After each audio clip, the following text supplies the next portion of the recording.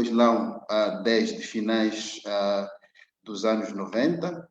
Pelas contas que fiz ao ler o seu rico e vasto CV, podemos dizer que possui acima de 40 artigos sobre o Islão no norte de Moçambique, publicados em revistas científicas, em vários livros, portanto, desde os finais dos anos 90, isto sem incluir, portanto, a sua tese de doutoramento, que é também sobre o Islão, e também sem incluir artigos apresentados em vários fóruns científicos. Portanto, estamos aqui em presença de alguém com um vasto conhecimento sobre o assunto, portanto, uma figura que eu considero incontornável, portanto, na área acadêmica, quando se discute a questão do Islão em Moçambique. Para além da doutora Liazati Bonat, teremos como comentadora ou discussant deste webinar a professora doutora Maria Paula Menezes, que é moçambicana, nasceu em Moçambique, é investigadora, coordenadora, portanto, atualmente, do Centro de Estudos Sociais da Universidade de Coimbra, em Portugal, onde integra o núcleo de estudos sobre democracia, cidadania e direito. A professora doutora Maria Menezes é doutorada em antropologia pela Universidade de Rutgers, nos Estados Unidos. Dentre os temas de investigação sobre os quais se debruça, destacam-se os debates pós-coloniais em contexto africano, o pluralismo jurídico, com ênfase para as relações entre o Estado e as autoridades tradicionais no contexto africano, e o papel da história oficial, das memórias e de outras narrativas de pertença nos processos identitários contemporâneos. A professora Maria Menezes tem colaborado já há vários anos com a Universidade Eduardo Mondlane, particularmente com o Departamento de Arqueologia e Antropologia. Portanto, vamos dar 45 minutos à doutora Liazati Bonat para nos falar sobre os contornos políticos e históricos do Islão no norte de Moçambique, e depois teremos 10 minutos de comentários com a doutora Maria Paula Menezes. Tem a palavra a doutora Liazati Bonat. Bom dia, boa tarde. Muito obrigado por esse convite e pela oportunidade para me apresentar os meus trabalhos e considerações em relação ao Islão no norte de Moçambique. Eu sou também especializada em História da África, então tento também fazer estudos mais ou menos comparativos. Mas hoje eu vou falar acerca do Islão no norte de Moçambique, onde eu vou fazer uma observação mais ou menos geral de história, mas vou focar assuntos mesmo relacionados com o Islão e a política. E a maior parte da minha discussão vai ser do período pós-colonial, ou mais ou menos, podemos dizer mais detalhado, talvez, período pós-colonial, mas a parte pré-colonial também vou dar algo em foco, embora só do século XIX para cima. Vou partilhar o meu trabalho agora em PowerPoint, on screen.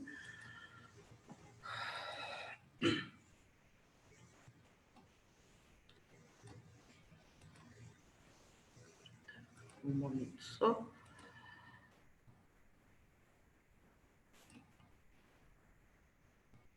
Ok.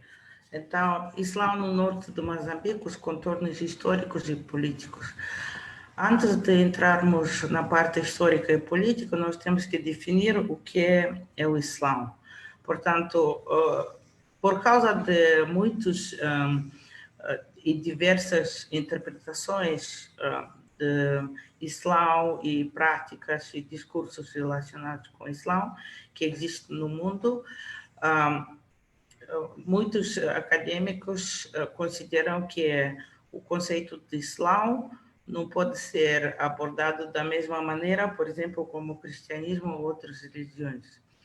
Tendo em conta que o conceito de religião também é o resultado de um desenvolvimento histórico e intelectual do Ocidente. Portanto, do ponto de vista de alguns acadêmicos que endereçaram essa questão, o conceito de religião é um conceito que resultou, ou que nós podemos encontrar a genealogia no sentido do Foucault. Então, ela resulta de disciplinação do conhecimento, sobretudo a partir do início do século XX, onde as questões ou ideias relacionadas com, por exemplo, sobrenatural, com crenças, foram disciplinados e enquadrados numa, por assim dizer, caixa chamada religião. Por essa razão, os acadêmicos acham que quando se trata de outras religiões que não são cristãs, porque a maior parte da disciplinação no Ocidente ocorreu em relação às crenças e às igrejas cristãs. Então, quando se trata de outras religiões, nós temos que procurar também encontrar uma definição, uma explicação que não seja tão completamente enquadrado nesses conceitos e nessa epistemologia ocidental. Então, eu aqui sigo o Tal Al-Assad, que é um dos estudiosos mais destacados neste momento, a partir de 1990 para cima, que também que estudou, portanto, genealogia desse conceito, né, do Islã e de religiões, e também do secularismo. E ele sugeriu, que eu concordo, portanto, que nós devíamos tratar o Islã nem como uma estrutura social distinta, nem como uma coleção heterogênea de crenças, artefatos ou imperativos morais, mas como uma tradição discursiva que liga o passado, o presente e o futuro de várias maneiras. Também, de acordo com ele, e outra vez, como eu também concordo com essa definição, a tradição islâmica, neste caso, né, e, portanto, é uma tradição discursiva, mas que é acompanhada por várias práticas e outras considerações. A tradição islâmica são aquelas relações desiguais da autoridade e conformidade que são construídas em torno e através de discursos específicos que constituem o núcleo social das tradições religiosas.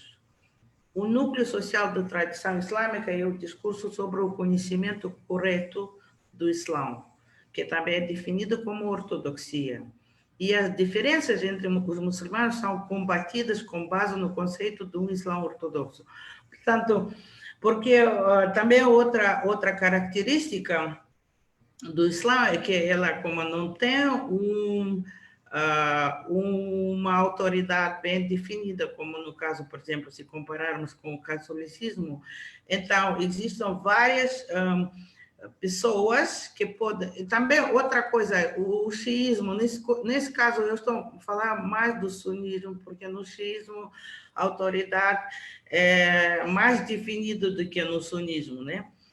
Então, no Islã Suni, existem várias pessoas que podem concorrer para serem autoridades no Islã. Então, é um processo contínuo, né, que existe em várias sociedades, em vários contextos históricos e contemporâneos. Então, é por isso que é muito difícil, às vezes, encontrar aquela autoridade que pode influenciar a maioria dos seguidores, a não ser que essa autoridade esteja ligada a um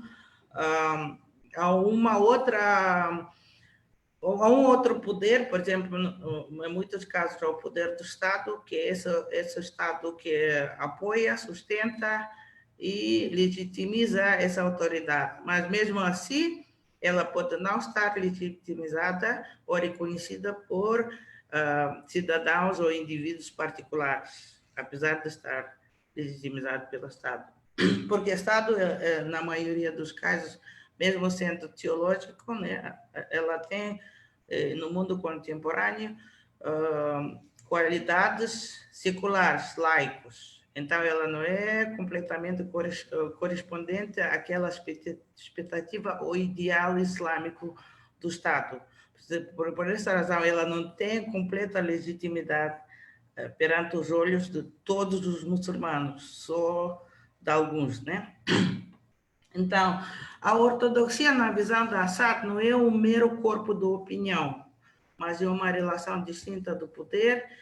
E o que está em jogo não é o produto final da ortodoxia, porque muita gente se envolve nessa questão de como identificar a ortodoxia, mas não é o produto final, porque a ortodoxia ela é aceita por maioria como princípio, mas é o processo de criação de relações da ortodoxia que está sempre em jogo. As pessoas concordam, portanto, em relação ao processo em si, né? Para Assad, símbolos religiosos não podem ser entendidos independentemente de suas relações históricas com símbolos não religiosos, ou da articulação e da vida social, na qual o trabalho e o poder são sempre cruciais. Portanto, isso é importante sempre lembrar, que apesar dessas relações e processos relacionados com a ortodoxia e a competição pela autoridade islâmica, que são processos contínuos, né, e diversos, mas a vida, o contexto histórico, a vida sociocultural, a política em que essas pessoas estão enquadradas são muito importantes, e relações do poder são centrais para todo esse processo. No entender de Robert Loné, as concepções religiosas não são apenas concepções do mundo, mas são concepções da sociedade, e os diferentes entendimentos do Islã definem e expressam a natureza ideal das comunidades e, consequentemente, do lugar apropriado dos indivíduos dentro delas. Como Louis Brenner sustenta, então, a partir desse contexto, né? O conflito muçulmano interno, porque o que nós notamos é que os muçulmanos nunca estão de acordo. Eles estão sempre a competir, a debater e conflituar um com o outro. Então, o Louis Brenner, que é o especialista do Islã em África Ocidental, acha que o conflito muçulmano interno sobre a natureza do próprio Islã é tão saudável quanto inevitável, pois é um resultado direto do facto de que o Islã é uma fé viva. Ela está viva, né, nesse momento, que está sendo constantemente reinterpretada e reentendida por aqueles que seguem suas doutrinas. Ao longo de séculos, a tensão entre uma crença comprometida na imutabilidade eterna da palavra de Deus, por um lado, e as diversas pressões e demandas da vida cotidiana, por outro, produziu muitas e variadas soluções islâmicas para problemas sociais e políticos, sem eliminar o próprio Islã. No entanto, todo muçulmano sublinha a unicidade, invariabilidade e universalidade do Islã e a primazia de fontes básicas ortodoxas do Islã, do Alcorão e Hadiths, tradições do profeta, como também do Sharia, que é a lei divina.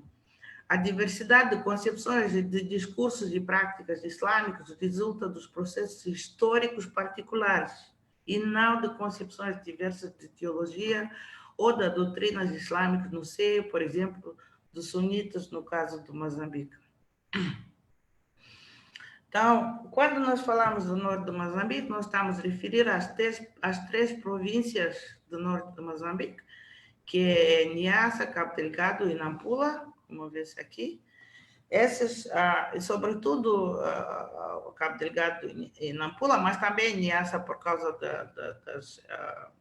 do envolvimento em comércio de escravos e marfim no século XVIII e XIX, e também a conversão maciça das chefaturas grandes de Jauá no século XIX. Niassa também faz parte dessa rede, né? das tradições e da história islâmica do norte de Moçambique. O norte de Moçambique está enquadrado na costa Swahili de Moçambique, ou por outras palavras também conhecido como o mundo Swahili, que incorpora a partir da metade da costa de Somália para baixo até a região sul de Moçambique, mas paulatinamente a região sul e centro foram perdidos aos portugueses, que eliminaram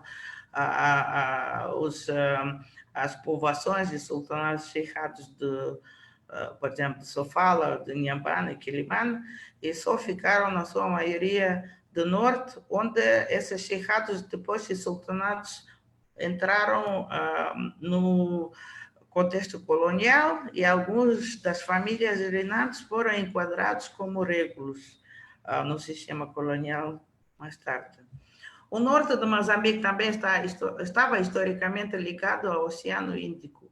O Oceano Índico também tem a orla, né, a volta do Oceano Índico. Essas regiões têm algumas coisas em comum. Por exemplo, a maioria deles são sunitas, né? Aquelas sociedades que nós estamos a falar, que são sociedades islâmicas, nós estamos a dizer que todos são islâmicos, porque existem hindus e existem budistas nesse mesmo espaço, mas aqueles que são muçulmanos são sunitas, a maior parte deles segue a escola legal de Shafi, inclusive sul da Arábia Saudita, sul da Península Arábica, e até sudeste asiático e sul da Índia, embora a maior parte da Índia seguisse a escola Hanafi, e toda a costa oriental da África.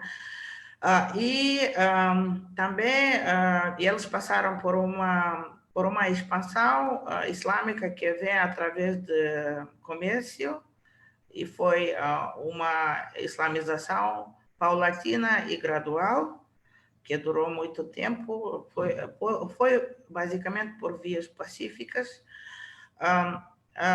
Outra questão que eles compartilham também é a questão da existência e predominância nas sociedades da elite islâmica que vem do sul do Iêmen, aqui, da região chamada Hadramaut.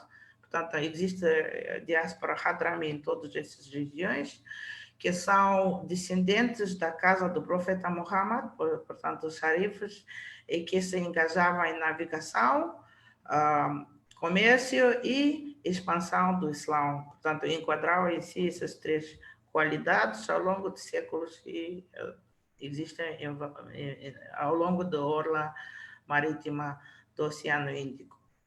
Então, quando falamos do Islã em Moçambique, eu não vou falar do período anterior ao século XIX, mas para século XIX para cima, nós temos três concepções do Islã, basicamente, e como eu disse, são concepções que não inviabilizam a ortodoxia, não debatem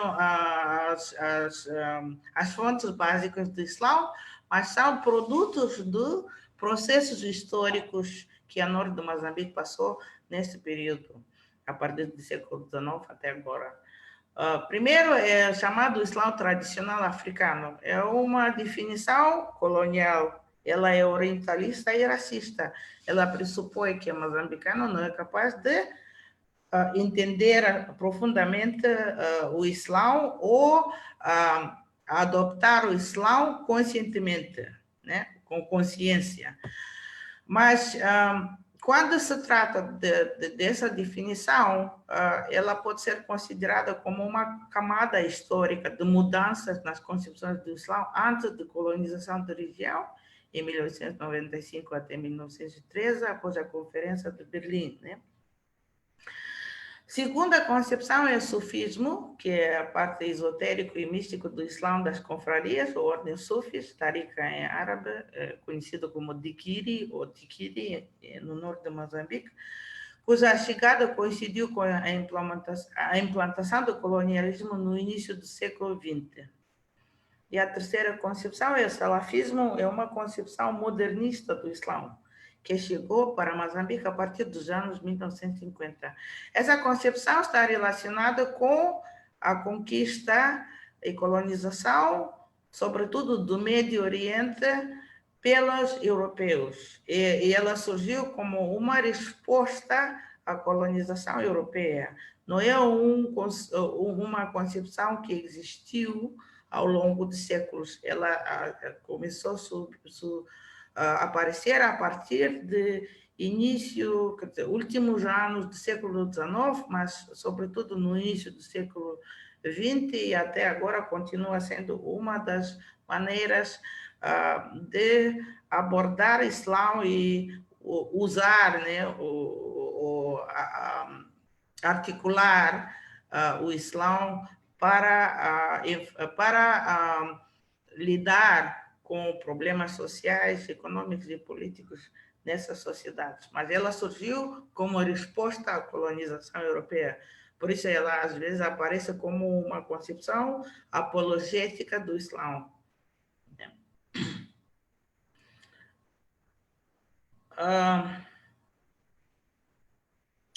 Então, o Islã em Moçambique, essas três concepções, eles representam, cada uma representa uma camada histórica de mudanças, né? Ou uma reforma islâmica.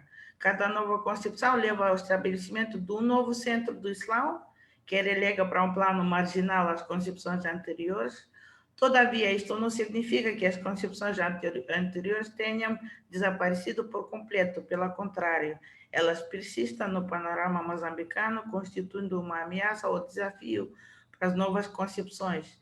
E tende a se reinventar. Por exemplo, o sufismo, que era uma coisa que parecia estivesse a desaparecer, foi, ultimamente, nos anos até 2000, foi rearticulado. Alguns dos jovens fizeram contactos com outros sufis da África Oriental, com vários países, e também tentaram, por assim dizer, modernizar, né, o sufismo, introduzindo novas disciplinas, ou novos conteúdos na educação corânica, por exemplo, e também por exemplo, uma outra coisa que fizeram é registrar as confrarias sufis como associações junto do Estado, né? Então, nesse tempo, o centro do Islã ficou Angola e a costa Swahili, e as concepções do Islã ficaram ligadas, mas é por causa do contexto histórico, né? As concepções regionais Swahili, ou o tipo Walimo, como dizia Randall Pauwels, ao poder de lideranças políticas africanas, e esta ligação ficou fortificada com a expansão do comércio de escravos no século XIX. Todos os ritos islâmicos foram acompanhados de canto, tambores e dança, e houve uma centralização de ritos de Maulid, e eles foram expressados através de várias sociedades de dança, no sentido de Terence Range, Margaret Strobel e Jonathan Glassman, tais como Tufu. Uma dessas sociedades era uma confraria Tariqa Sufi, a Rifaia, conhecida também como Maulid Nakira ou Molidi, no norte de Moçambique. Africanos do interior converteram-se ao Islã através de redes de comércio de escravos. O Islã ficou ligado ao poder de lideranças políticas africanas, que eram donos dos territórios, ligados entre si pela parentesco e rivalidade. A concepção e práticas do Islã centravam-se nos poderes mágicos de Kitabu, ou do Alcorão, e na pessoa do Mualimo, que era professor corânico e curandeiro simultaneamente. A riqueza e o poder dos chefes tradicionais, dos chefes africanos, ficaram associados ao comércio de escravos e ao Islã, e eram vistos por pessoas comuns como uma manifestação do poder mágico do Islã. Porque os chefes, na sua esmagadora maioria, eram matrilineais, o Islã não alterou a matrilinearidade. Por exemplo, aqui, o Muallim Chandaut de Ngazija, que estava em Angola por 30 anos, em 1905, quando foi tirada essa foto. Essa é Lau, né? A tábua da escola corânica, por exemplo, práticas tipo Muallim, né? Práticas tipo Muallim, que é curandeiro, islâmico a falar com os espíritos, essa é a divinação, Hataram, esse é pilão do Faralahi que ele enterrou, até agora está lá, para Angosto não ser conquistado por ninguém, né? Essa aqui é a base, uma base típica de amuletos de proteção islâmicos. E essa senhora é Fundi de Reua, né? Ela lida, é mestra de possessão de espíritos, ela lida com esses problemas. Aqui são cartas escritas árabe de várias pessoas desse período, e também a confraria islâmica, que é chamada Rifaia, que é uma confraria comum em todo o mundo, mas foi delegitimizada em Moçambique por outras confrarias que vieram mais tarde, que usa agulhas, né, da bus, ou da busi, como eles chamam, e as chefaturas tradicionais dessa época, por exemplo, esse é Farelai, que foi aprisionado pelos portugueses. Aqui tem 3 desses chefes, o Guarneia Muno, o Farelai e o Sultão do Angosto. No início do século XIX, no século XX, chegaram as confrarias islâmicas, vieram através do Oceano Índico e o mundo Swahili. Confraria Chadulia chegou das Ilhas Comoras, onde vivia o fundador, e o próprio fundador trouxe, que era descendente também do Hadramis, estava ligado às famílias reinantes de Comoros. A Qadria veio através de um outro sheikh, Issa Ibn Ahmad, que veio de Zanzibar, que também era originalmente de Ngazija e também tinha ligações de Hadrami. Era discípulo do Sheikh Umar al-Barawi, de Somália, que também é fundador dessa ordem na África Oriental. Essas 2 ordens existiam por séculos, né? Sobretudo a Qadria, mas esses novos líderes de fim do século XIX, eles emergeram no contexto da expansão europeia e colonização do Médio Oriente e da África. Então, eles estavam a enfrentar outros desafios, e as suas ordens têm esse componente de anticolonialismo, né? E são mais democratizantes. O que eu fiz aqui? Ok, então, no campo do rito, os Turuk tinham de legitimidade, como eu disse, tambor, nos ritos religiosos, como danças e cantos anteriores, sobretudo o tufo e rifaia, e a centralidade dos ritos sufis, como dhikr, ziara, visita do túmulo dos santos e outras pessoas, e Barzandi é um livro de coleção de Qassida, poesia islâmica, que é cantada durante vários eventos, incluindo funerais, também Ramadã, o fim do Ramadã, Eid, etc., né? E eles também se envolveram em proselitismo e expansão da educação islâmica, aumentando a conversão do Islã. E também houve uma maior democratização da religião islâmica, porque ela já deixou de ser ligada às chefaturas, ela começou a ser de todo mundo, incluindo muitas pessoas pobres e pessoas também de mulheres ficaram envolvidas nas confrarias. Aqui tem fotografias de algumas. Essa é a parte feminina de confraria também. E a sua autoridade estava ligada a Ijaza.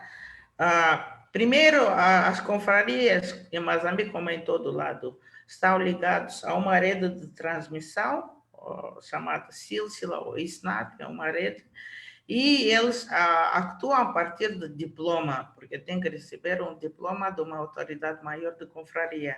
Esse diploma enquadra toda essa cadeia de autoridades, começando do século IX, VII, até agora. E por isso que esses sheikhs têm, por exemplo, aqui nós temos a Silsila, né? do Sheikh Sadak Ankacha, Khalifa de Qadria na cidade de Pemba, e quase que a 2 metros, né, que enquadra toda essa cadeia de transmissão de autorização dessa confraria Sufi. E aqui aquela coleção de Hassidas Al-Barzandi, que é uma coleção central em toda, eu diria em todo o mundo, mas em particular ao longo do Oceano Índico e no mundo Swahili. E a mesquita particular dos sufis, né? Algumas mesquitas, por exemplo, nesse caso a mesquita Muridia, na cidade de Angos, que é a mesquita das confrarias. Então, o salafismo em Moçambique começou a aparecer a partir de 1950. O nome do salafismo deriva de um acto de advogar um retorno às tradições salaf. Salaf significa ancestrais ou predecessores. As 3 primeiras gerações de muçulmanos, também conhecidos como al-Salaf, al-Salih, os piedosos predecessores, ou seja, a geração do profeta Muhammad e seus companheiros, os Sahaba, seus sucessores, Tabiun, e sucessores dos sucessores, Tabiun. Eles são considerados a representar uma forma pura e inalterada do Islã. Na prática, os salafistas sustentam que os muçulmanos devem confiar apenas no Alcorão e no Sunnah, que é a tradição do profeta Muhammad, e no consenso dos salafis, portanto, dos primeiros 3 gerações, ignorando o restante dos ensinamentos hermenêuticos islâmicos, por exemplo, de muitos juízes e outros intelectuais que se engajaram com as fontes islâmicos e escreveram várias opusos relacionados, né, filosóficos, teológicos, etc. Salafismo tem como agenda combater as práticas religiosas ditas inovações abomináveis, ou bid'ah, e a ligada ignorância, jahiliya e hipocrisia, idolatria, shirk dos sheikhs antigos, sobretudo sufis, e no caso do Moçambique também é da cultura ou tradição dos muçulmanos africanos. Tanto os salafis em Moçambique apareceram nos anos 50 e a maioria deles estudou no subcontinente indiano ou na Arábia Saudita, mas também nas escolas regionais em Quênia, Zanzibar e Nyasaland. No norte de Moçambique, alguns deles eram conhecidos como sucuti, quietos, porque eles advogavam contra todo o barulho, contra tambores, também cantos, maulid, etc. No sul, eram conhecidos como diabandis e wahhabis. Esses nomes são dados pela população local, não são definições que eu estou fazendo, né? Entre eles, Qasim Tayyub e Abdul Ghafur Muhammad Yusuf de Lourenço Marques, treinados no seminário Darul Uloom em Deoband, Índia, Muhammad Yusuf da ilha de Moçambique, Abu Bakr Ismail Mandirá de Inhambane, Aminuddin Muhammad de Rissano Garcia, que eram graduados da Universidade de Medina. E no norte, vários sheikhs que estudaram em Quênia, Zanzibar, Nyasaland e outras regiões. A visão salafi é uma visão, como eu disse aqui, surgiu no contexto da colonização e mais tarde no contexto colonial. É uma visão globalizadora ou globalista, revisionista, modernista e racionalista, apesar de dizer que ou advogar pelo retorno às bases, né, aos fundamentos de religião islâmica. Então, eles reivindicam aquilo que eles chamam de Islã verdadeiro, puro, aquele tradicional ou fundamentalista, e eles foram influenciados, em particular, pela expansão das tecnologias intelectuais e instituições políticas ocidentais, que ajudou a criar novas formas de conceber, praticar e transmitir a tradição islâmica. Através da conscientização de outras tradições muçulmanas e não muçulmanos, os salafis objetivaram, sistematizaram e disciplinaram o Islã. Portanto, eles, podemos dizer, eles, de facto, aplicaram o pensamento ocidental, né, ao Islã, disciplinaram o Islã e fizeram o Islã como uma coisa muito bem definida e clara, né, e aproximaram o sentido, o significado do Islã àquele conceito que nós chamamos de religião. Né? A agenda reformista dos salafis é purificação do Islã e reforma. Portanto, como eu disse, cada transformação do Islã tinha essa agenda de reforma e purificação, mas os salafis têm uma maneira mais modernista, né? Portanto, eles combatem aquilo que eles chamam vida ou inovação religiosa abominável. Eles também combatem os ritos sufis, como lembrar e venerar Deus fazendo zikr. Em vez disso, eles dizem que tem que orar 5 vezes. E também eles criticam aquilo que eles chamam de veneração de santos, sobretudo dos fundadores de confrarias sufis e do próprio profeta Muhammad, porque também o Muhammad é considerado profeta, não é igual a Deus, então não pode ser venerado, porque, por exemplo, Presande é uma coleção de poesia dedicatória, né, religiosa, emocional, no qual o centro é o profeta Muhammad, né? Então, os salafis associam isso ao conceito de shirk, ao politismo. Visitação de túmulos, ziara, eles também associam ao shirk, sobretudo dos santos, incluindo sufis, celebrações do aniversário dos profetas e dos santos, os cultos de possessões de espíritos e de antepassados, cura, amuletos, adivinhações, todos são classificados como jahiliya, que não fazem nada com o Islã, né? Porque o Islã, como eu disse, é um conceito agora reduzido, é um conceito que corresponde ao conceito ocidental de religião, né? Então, o outro termo que é muito usado em Moçambique, por muçulmanos moçambicanos, é o termo do wahhabismo. O wahhabismo é uma doutrina também salafi, mas ela emergiu antes de salafi contemporâneo, né?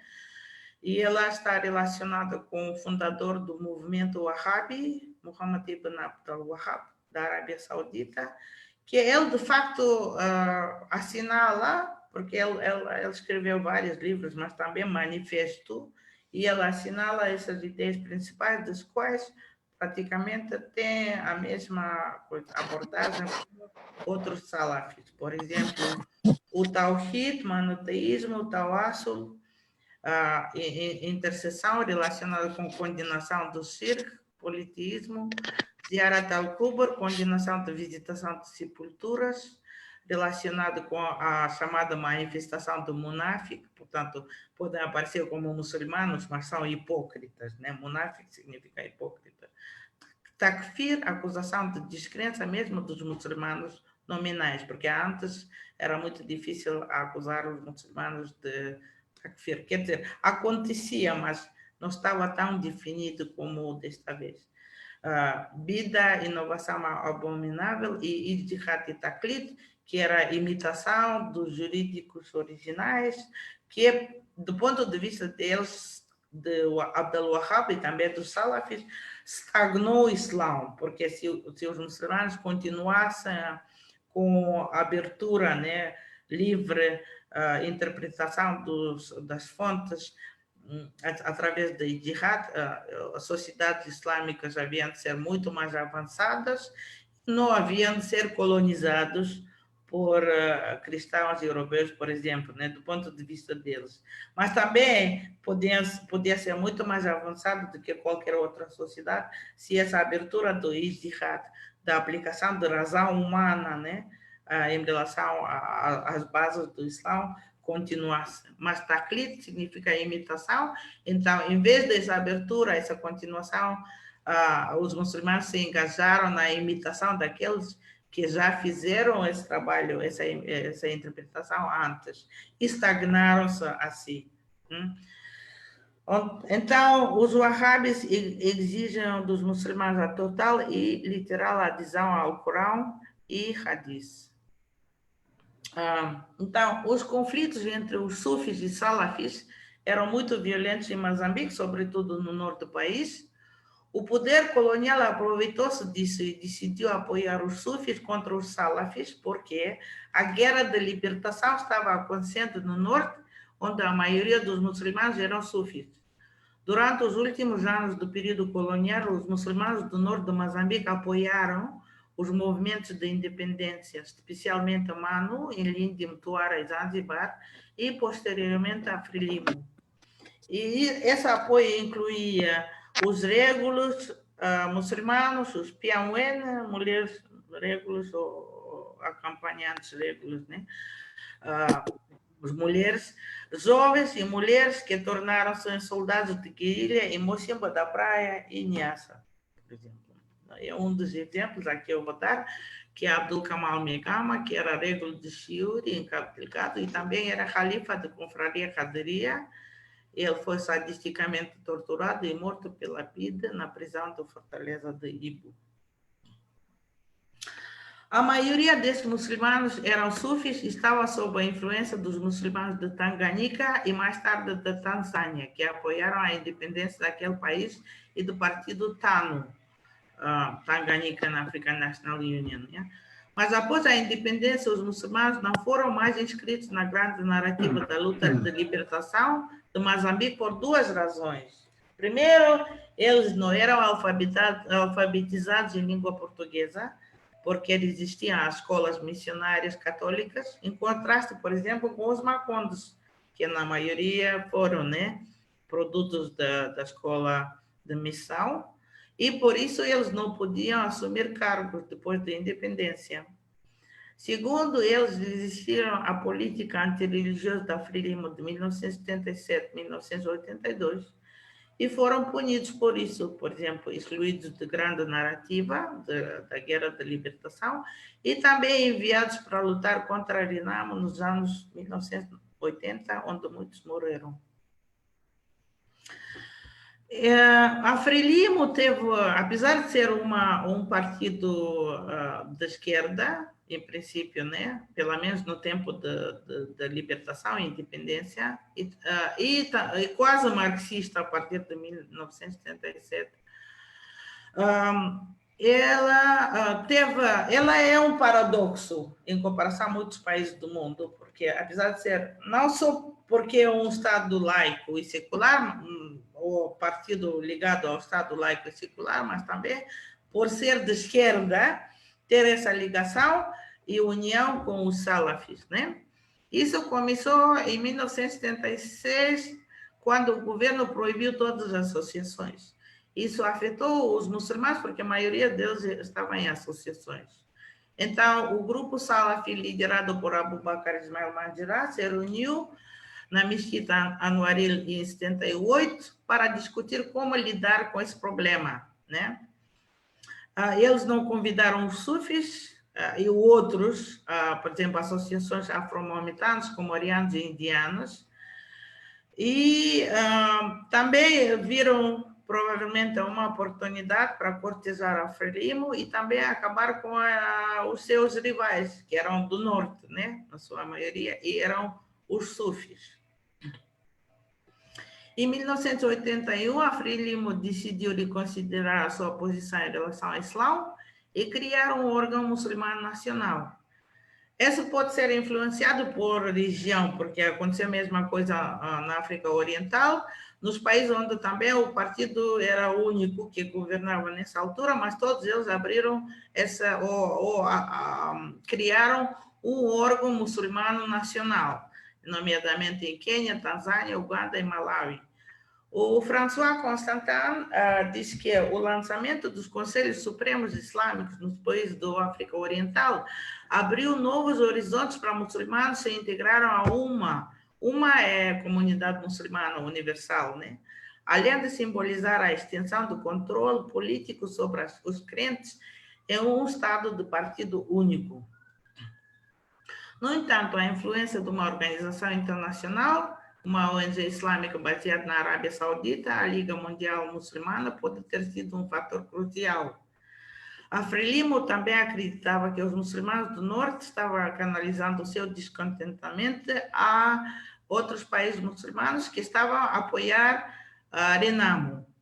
Uma delegação da Liga Muçulmana, liderada pelo Sheikh Muhammad Ali Karahan, conheceu o juiz Teodoro Oana e o coronel Sérgio Vieira em julho de 1980 e ele expressou a preocupação que nos últimos 5 anos nenhum muçulmano do Moçambique foi fazer Hajj.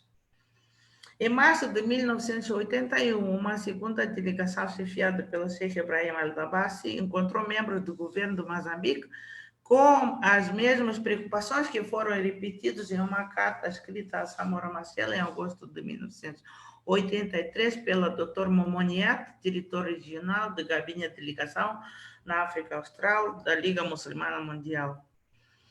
Uma organização islâmica nacional chamada Conselho Islâmico do Moçambique, o CISLAMO, foi fundada em uma reunião entre o governo e um grupo de imãs de Maputo em janeiro de 1981, que elegeu Abubakar Ismail Mandirá como co-coordenador, mais tarde primeiro secretário nacional da nova organização. Apesar de essa organização ser criada, ela não podia ser oficialmente registrada porque não havia legislação que permitisse esse registro, né? Então, em 1982, o presidente Samora, em uma reunião histórica com grupos confessionais, sugeriu para que eles se registrassem em um recém-criado Departamento de Assuntos Religiosos do Ministério da Justiça. Portanto, criou-se em 81, mas não estava legalizado. Só em 82 que eles podiam começar a se legalizar no Departamento de Assuntos Religiosos. Agora, como explicar que a Frelimo ficou ligada ao salafismo? Né? Isso pode ser explicado pela ligado colonial. Os salafis e a inteligência laica, política e acadêmica, como também a cristã, todos pareciam a mesma suposição que os colonialistas portugueses tinham antes, que a religião praticada pelos muçulmanos africanos do norte de Moçambique não era um islã verdadeiro, não era um islã ortodoxo, mas é um islã negro, que sincretizava as tradições africanas e costumes. A preferência da Frelimo pelos salafis também pode ser explicada por aparente visão modernista dos salafis, seus diplomas universitários e sua fluência em língua árabe, que contrastavam fortemente com os sufis do norte de Moçambique, que pareciam se apegar aos costumes obscurantistas, semelhantes à tradição africana, e também, claro, eles não eram fluentes em árabe, também em português em muitos dos casos, né? E não tinham esses diplomas universitários. Os salafis provavelmente também eram vistos como aqueles que poderiam prestar melhores serviços para lidar com o Oriente Médio muçulmano. Além disso, os salafis, como Abubakar Mandirá, apresentavam-se como se fossem os ex-combatentes pela independência que sofreram perseguições do colonialismo português.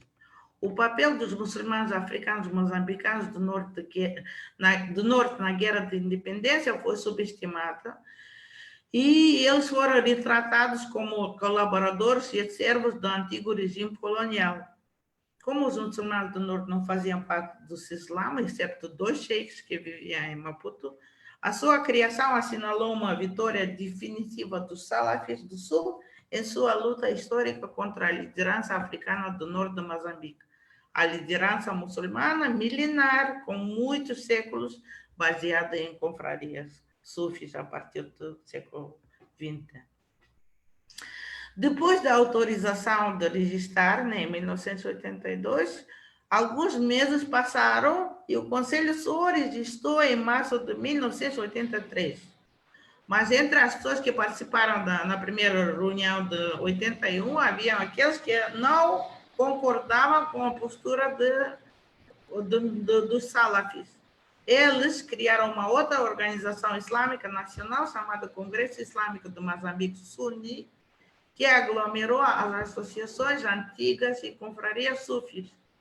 e registrou seu estatuto oficial um mês antes do Conselho. Portanto, logo que saiu a autorização, eles correram-se a organizar e registraram-se antes do Conselho Islâmico, um mês. O primeiro presidente do Congresso foi Hassan Magda, o professor de uma madraça em Maputo, pertencente à Associação Indiana Comunidade Moamitana, que é uma associação sufi também. Eu tenho que aqui assinalar, porque a comunidade moamitana, na sua maioria, cega, Qadriya e Chishtiya, duas confrarias sufis que têm origem em Uttar Pradesh, sobretudo Chishtiya, né? Uttar Pradesh, na Índia. A comunidade moamitana saiu em 1986 do Congresso, porque é uma associação bastante forte economicamente e bastante independente, né? Ficou independente de ambas as organizações, mas, outra vez, a comunidade moamitana costuma apoiar os sufis africanos, porque eles são também sufis. Apesar de ter a identidade indiana de Moçambique também veio se alterando ao longo do século XX, né? Estando mais e mais ligado ao subcontinente indiano de que estava ligado antes. Então, entre os anos 1986 a 2000, houve uma grande rivalidade entre essas duas organizações, e muita violência no seio dos muçulmanos, principalmente no norte, onde os salafis e os sufis lutaram pelo patrocínio do Estado, da Frelimo e das organizações islâmicas internacionais. Eram muito violentos, acabavam sempre na pancadaria, na polícia, mas era basicamente entre muçulmanos. Nos anos 1990, os primeiros graduados negros retornaram após concluir os seus estudos islâmicos no exterior. Embora alguns deles tenham sido recrutados pelos escritores locais das organizações islâmicas, eles não tinham emprego, não é? Muitos graduados ficaram rapidamente frustrados, não apenas com a situação econômica geral do país, mas também com a liderança do Conselho Islâmico, que eles achavam que não estava a lhes providenciar apoio suficiente. E como eles eram, na sua maioria, do norte, também viviam nas sociedades com maior influência da Renamo, do que da Frelimo, né? E eles acusaram o Conselho Islâmico de acumular riqueza através de negócios, de desviar os fundos doados pelas ONGs islâmicas internacionais e estar intimamente ligado à Frelimo também. O facto que a antiga liderança do Conselho era amplamente composta por raças mistas entre indianos e africanos, e eram do sul do país, criou essa impressão nos jovens que eles não estão sendo ajudados porque eles não são dessas raças, né? Que estão sendo discriminados por causa da sua região, que é do norte, e por causa da sua raça também. Os laços do Conselho Islâmico com a Frelimo eram particularmente reveladores após as primeiras eleições multipartidárias de 1994, quando o partido no poder precisava conquistar os muçulmanos do norte, porque eles eram um número considerável de votos, mas também viviam em regiões de muita influência da Renamo. Concebendo os muçulmanos como um grupo homogêneo, a Frelimo procurou identificar os líderes muçulmanos mais importantes, que seriam capazes de influenciar. Mas eles depois acabaram de encontrar pessoas, porque eles não viam as diferenças entre os muçulmanos, né? Mas viam pessoas que eram mais tradicionais, sincréticos, e pessoas mais educadas, com diplomas e tudo, né? Então, por essa razão, eles achavam que aqueles outros podem influenciar outros, né? E eles acabaram de apoiar os empresários, ideologicamente próximos ao Conselho, e de raça mista, que na sua maioria eram de Maputo. E eles foram dados assentos no parlamento. Esse grupo, em 1996, tentou passar a aprovação da lei de reconhecimento de festivais de Eid como feriados nacionais, mas depois eles falharam e alguns novos jovens ulamas negros deixaram o Conselho e criaram a Ahlan Sunna, ou Ansar al-Sunna.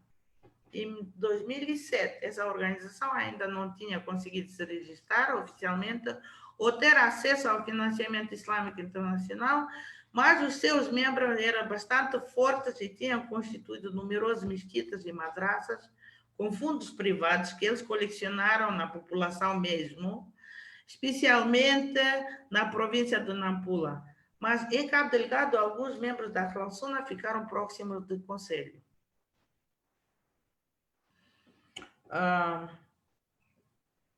Mandou alguma mensagem para mim, doutor Sérgio? Eu não estou a ler. Ainda tenho tempo?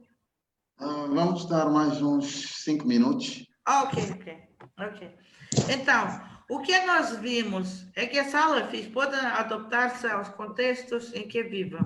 Podem suavizar, amolecer as suas posições, como também focar a vida pessoal e da comunidade em vez de se envolver em políticas. Eles são conhecidos como salafis quietos. E muitos dos salafis em Moçambique se envolvem, ou envolviam antigamente nessas confusões com os sufis, mas muitos deles se adaptaram, se ajustaram à sociedade, né?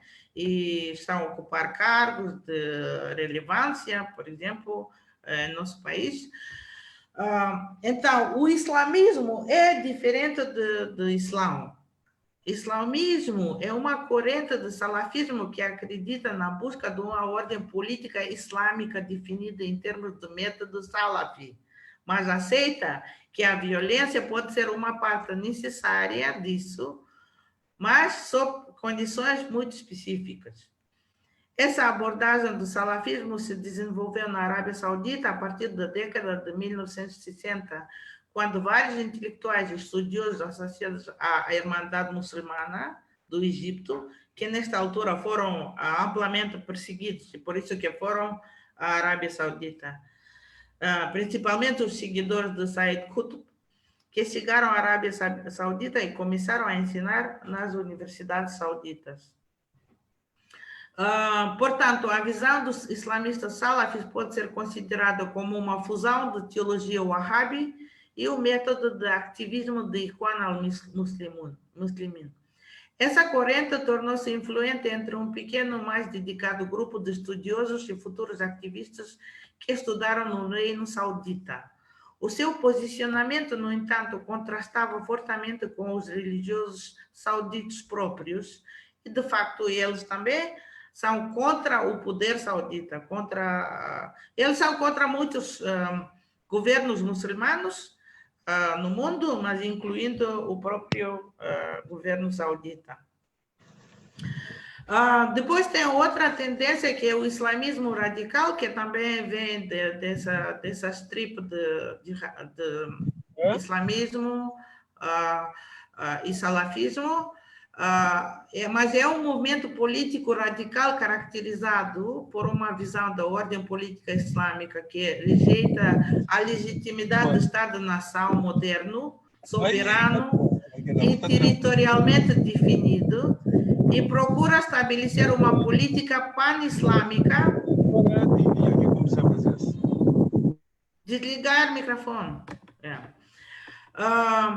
Portanto, eles rejeitam a legitimidade do Estado-nação moderno, soberano e territorialmente definido e procuram estabelecer uma política pan-islâmica baseada no Sharia e definida em termos de califado renovado ou Estado Islâmico. Faz ênfase na luta violenta, jihad, como método primário ou mesmo legítimo para a busca de mudanças políticas. Portanto, o islamismo radical ou jihadista salafi é diferente do islamista salafi simples, que são diferentes do salafi simples que não são islamistas, tá vendo? Então, o islamismo radical ou jihadista salafi combina os imperativos políticos dos islamistas salafistas com a convicção de que as circunstâncias contemporâneas tornam a luta violenta a um dever individual que cabe a todos os muçulmanos, independentemente em que parte do mundo eles vivam. O quietismo e a busca de transformação social por meio da participação política são considerados ilegítimos, Primeiro, porque ignoram o que os jihadistas islamistas salafistas veem como um requisito do Alcorão para que os muçulmanos implementem ativa e imediatamente a Sharia por qualquer meio possível. E segundo, porque a disposição dos islamistas de trabalhar dentro de sistemas políticos definidos e controlados por chamados infiéis, né, equivale a reconhecer a legitimidade desses regimes. Jihadistas salafistas consistem de vários grupos que diferem entre si, geralmente de maneira bastante substancial, em termos de quanta ênfase e prioridade eles emprestam a cada uma dessas três dimensões: Jihad, Califado, o Estado Islâmico e Sharia. Por exemplo, Al-Qaeda e o Estado Islâmico ou ISIS divergem muito em alguns pontos, né? Por exemplo, eles divergem no ponto de califado. Por exemplo, a Al-Qaeda acha que califado não tem condições para ter agora. O Estado Islâmico quer e tentou implementar de imediato o califado, né? O Estado Islâmico tem tendência messiânica, acredita no Mahdi, no Messias que vem. Também tem tendências apocalípticas, acredita numa batalha sangrenta antes do fim do mundo. E acredita no califado que agora é imediato. E tem outras coisas que eles acham que tem que ser implementado nessa fase da luta, que de facto corresponde ao contexto histórico em que o Islã surgiu, por exemplo, a escravatura. Mas esses pontos são contestados por muitos outros grupos jihadistas, incluindo a Al-Qaeda. Sobretudo, a Al-Qaeda criticou o Estado Islâmico como uma organização com visão muito simplista, que os seus líderes e seguidores faltam educação e formação sofisticados, que não têm também pensamentos sofisticados. Eles também acharam eles simplórios e perigosos. E, por último, eu quero assinalar que em África, todo jihad é local. Muito obrigada.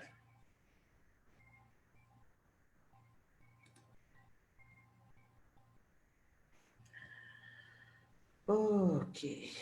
Muito obrigado, professora Liassat Bonat. Passo a palavra à doutora Maria Menezes. Muito obrigada. Em primeiro lugar, eu gostava de agradecer imenso o convite ao IES e agradecer o desafio que a Liassat aqui nos coloca e, sobretudo, agradecer às pessoas que estão. Eu diria que não é muito agradável estar a falar para quadradinhos negros com nomes a branco, com exceção do emblema do Sporting e pouco mais, mas que são as condições em que nós estamos a falar e, portanto, às vezes é um bocadinho difícil nós sabermos quem é que está do outro lado. Eu vou destacar aqui alguns exemplos que aliás, nos chama a atenção, mas sobretudo eu vou começar do princípio para o fim, portanto vou começar do tempo contemporâneo para trás, para chamar a atenção sobre o primeiro elemento que me parece absolutamente fundamental, que é de facto conhecer a complexidade histórica de Moçambique hoje, porque sem esta complexidade histórica nós não percebemos o que é aquele conceito que eu vejo permanentemente a ser ativado da moçambicanidade, da nação moçambicana. Isto são projetos em construção. Em qualquer projeto de construção nacional é um projeto como tal.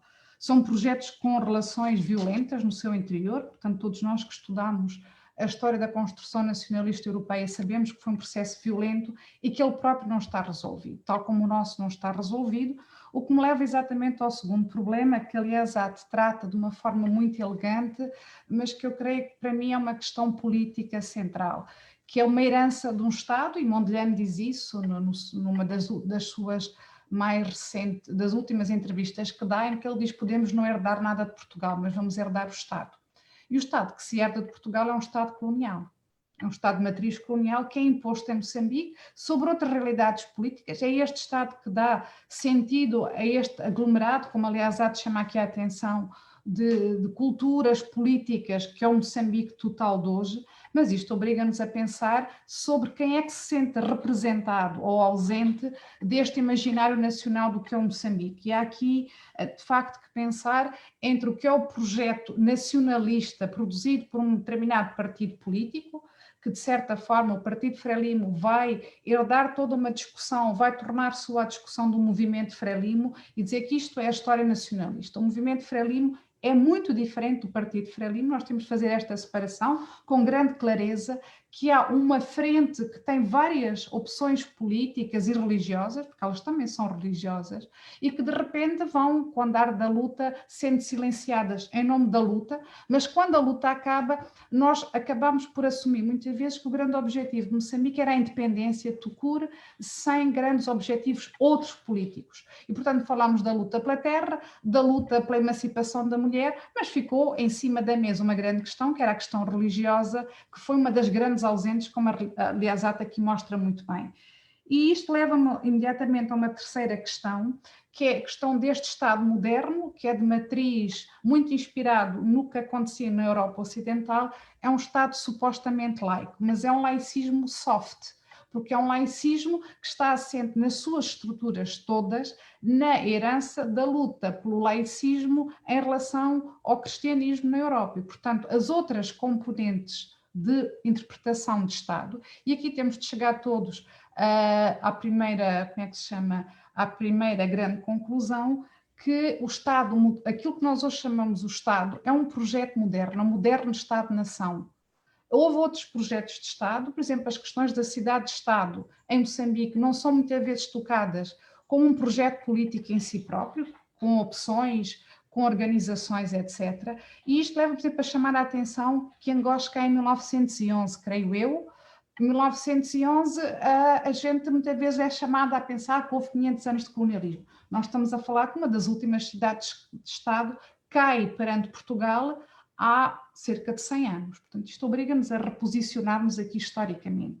E, finalmente, porque eu sei que as pessoas têm muitas perguntas e queremos aqui falar, o que é que eu acho que a Liazat nos traz aqui, que para mim é absolutamente fundamental, é que não podemos perceber Moçambique sem perceber Moçambique no circuito da região e no circuito do Índico. E isto obriga-nos a ter uma perspectiva intelectual distinta, a pensar que, de facto, como a Liazat chama aqui a atenção muito no início, nós fazemos parte de um outro esquema de globalização, portanto, há vários circuitos de globalização, nós fazemos parte de um, mas estes nossos circuitos de globalização, como o Alpers e muitos outros têm vindo a chamar a atenção, são religiosos, culturais, políticos, económicos, etc. E nós deslegitimamos completamente essa contribuição e muitas vezes assumimos um pouco como horizonte teórico as reflexões teóricas que são produzidas para o Atlântico Norte, como se nós, de certa forma, procurássemos sempre compreender Moçambique a partir desse quadro teórico. O que me leva de novo à questão do Estado como projeto ser um projeto colonial, que nós temos dificuldade em questionar desta forma, mas ao mesmo tempo não sermos capazes de questionar este projeto também na sua incapacidade de dar corpo àquilo que é a realidade moçambicana contemporânea, com estes vários níveis, que aliás há de chamar a atenção que são níveis políticos, culturais, religiosos sedimentados no país, que leva àquela necessidade, como o Clifford Geertz nos chama há muito tempo, a necessidade de uma leitura espessa da nossa realidade, que me parece que tem estado ausente de muitas das reflexões contemporâneas. Portanto, partimos do pressuposto que somos todos simultâneos e que esta história e estas trajetórias, estas negações de participação e de reconhecimento da alteridade não interessam à construção de Moçambique. E isto é, de facto, uma questão, sobretudo política interna nossa, de nos confrontarmos entre a história nacionalista de um determinado movimento político e a história dos nacionalismos em Moçambique. Porque os muçulmanos estiveram na luta nacionalista, muitos deles, durante algum tempo, suspenderam a sua identificação religiosa para não pertencerem, mas isto, portanto, obriga-nos a pensar também neste assunto. E, sobretudo, o que, aliás, nos chama a atenção é, finalmente, voltando à parte final, é um problema grande de nós, muitas vezes, não sermos capazes de ver que há uma presença nossa num universo cosmopolita, de grandes debates políticos, onde também são religiosos, e que muitas vezes nós não temos formação suficiente para os compreender, porque de facto não somos treinados nessa área. Isto mesmo para acabar, quando eu estudava na União Soviética, e ia muitas vezes ao Saltykov-Shchedrina, agora mudou de nome, foi pela primeira vez descobri que havia um grande roteiro, um livro de marinharia, de um dos maiores, dos grandes marinheiros do Índico, estava lá, há 2 cópias no mundo, mas estava lá. E, portanto, o facto de eu não conhecer árabe não me dava o direito de dizer que não existia literatura sobre a costa de Moçambique, porque esse livro tem essas descrições. Portanto, o que isto me chama a atenção, e eu agradeço imenso à Aliazate, o tempo e a dedicação que ela, e o conhecimento e os desafios que ela aqui nos coloca, porque basicamente o que a Aliazate me chama a atenção é que se Moçambique tivesse sido construída a partir do norte, e não nos vamos esquecer que a capital de Moçambique foi até 1895 a ilha de Moçambique, nós teríamos aqui um outro projeto político. E, portanto, há um conjunto, e se vocês forem ver, por exemplo, as fotografias, isto é um exercício que eu tenho dado a fazer nos últimos tempos, desde que a Aliazate me convidou para estar aqui neste debate, comparar as fotografias de Lourenço Marques, em 1890, e as fotografias da ilha de Moçambique e de Climane à mesma data. Quer dizer, eu sou de Maputo, mas vamos ser práticos e precisos. Maputo era um buraco, não havia nada. E, de facto, a dimensão de circulação de culturas, de conhecimentos, de edifícios, etc., do Norte, é diametralmente oposta. E, portanto, estamos a falar do mesmo tempo e do mesmo espaço. Quando nós estamos em história, estes são 2 conceitos muito importantes. Portanto, eu agradeço imenso, aliás, o desafio que me colocou, espero ter contribuído um bocadinho com estas provocações ativas à guisa de comentários. Agradeço mais uma vez ao IES, mas creio que este é o caminho a seguir. É nós começarmos a contribuir, de facto, para conhecimentos profundos e sedimentados da nossa realidade. Mesmo só o último apontamento, estava a ver aqui nas minhas notas, quando eu trabalhei em Goz, sob as autoridades locais, havia aqui o livro de registro das autoridades locais, ao abrigo do artigo, então, de 2000, havia muitas autoridades locais que tinham o nome assinado em árabe. Portanto, a nível local isto não era um problema, mas no nosso horizonte político nacional, o árabe não é reconhecido e, portanto, quando eu perguntava ao administrador o que é que isto significa, são pessoas analfabetas. Eu disse, não, analfabeto não é, analfabeto sou eu que não sei ler árabe. Portanto, há aqui problemas profundos da nossa ligação a este outro mundo que são, eu volto a insistir, fruto de uma certa concepção eurocêntrica colonial que me coloca a última grande questão, é se nós não estamos muitas vezes a ser descolonizados a partir do modelo do Norte, o modelo europeu, que acha que a descolonização é isto, e nós não conseguimos entrar na discussão a partir dos nossos próprios termos. Mas esta é que é a minha provocação, e muito obrigada. Muito obrigado à doutora Maria Menezes pelos seus excelentes comentários.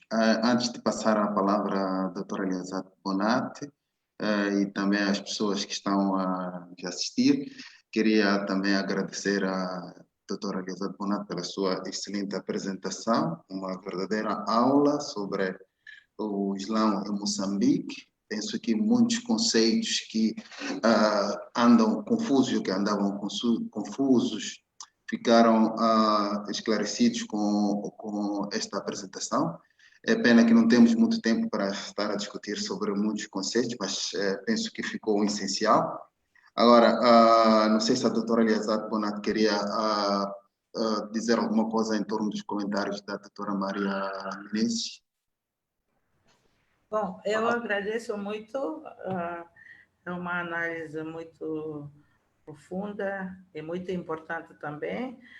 Claro, quando eu apresentei a minha apresentação, lidava com o Islão, então eu passei alguns desses pontos mais importantes gerais de lado, e eu agradeço a Paula porque trouxe eles a atenção e destacou, assim que as pessoas conseguem ligar as coisas que eu estou a falar em relação ao Islão, muito mais especificamente aquelas questões mais do fundo e também questões macro da nossa sociedade e da nossa história, que a Paula apresentou, que podem agora tentar conjugar e ligar e talvez analisar em conjunto, né? Por isso eu agradeço muito a análise e os comentários de Paula, são muito esclarecedores e muito pertinentes também. Muito obrigada. Muito obrigado, doutora Elizabeth Bonatti. Algumas questões antes de passar para os nossos colegas que estão nos a assistir. No seu último slide, a doutora Elizabeth Bonatti diz: em África, todo jihad é local. É possível trazer alguns comentários em torno desta afirmação? Portanto, esta é uma das primeiras perguntas que eu tenho pessoalmente para si. E depois gostaria também que tecesse algumas considerações em torno, portanto, olhando para as transformações do Islão em Moçambique, mas particularmente no norte de Moçambique, olhando para o papel da African Muslim Agency. Gostaria que dissertasse um pouco em torno deste assunto. E depois, uma outra questão. Logo após o ataque a Mocimboa da Praia, portanto, o primeiro ataque a Mocimboa da Praia, 5 de outubro de 2017, o antigo administrador de Mocimboa da Praia apareceu na imprensa a dizer: os que estão por detrás destes ataques a Mocimboa da Praia são moçambicanos, portanto, disse que havia estrangeiros, mas dizia que são moçambicanos que tinham estudado, portanto, doutrinas radicais islâmicas em países como Arábia Saudita, Tanzânia, Sudão. E também, portanto, outros líderes muçulmanos, lembro-me de um dirigente muçulmano cujo nome me escapa, mas é da Beira, apareceu também na imprensa a dizer: os que estão por detrás destes ataques são os muçulmanos que estudaram doutrinas fundamentais radicais islâmicas em países como a Arábia Saudita e Sudão, etc. Gostaria de ouvir comentários seus em torno destas questões. E depois vou ler, depois de responder as questões, vou ler as questões que estou a receber das pessoas que estão nos a assistir neste momento. Muito obrigado. Bom, como eu falei aqui, né? Basicamente, quando falam de ataques de Mocimboa da Praia e o que aconteceu depois, né, em termos de insurgência, etc., alguns dos experts, né, costumam falar dos salafis, pessoas que foram formados nesses países árabes. Mas eu acabei de dizer que as pessoas seguem o salafismo. O salafismo em si é diversificado. O facto das pessoas estudaram nos países árabes e mesmo nas escolas mais radicais salafis não implica que eles vão ser completamente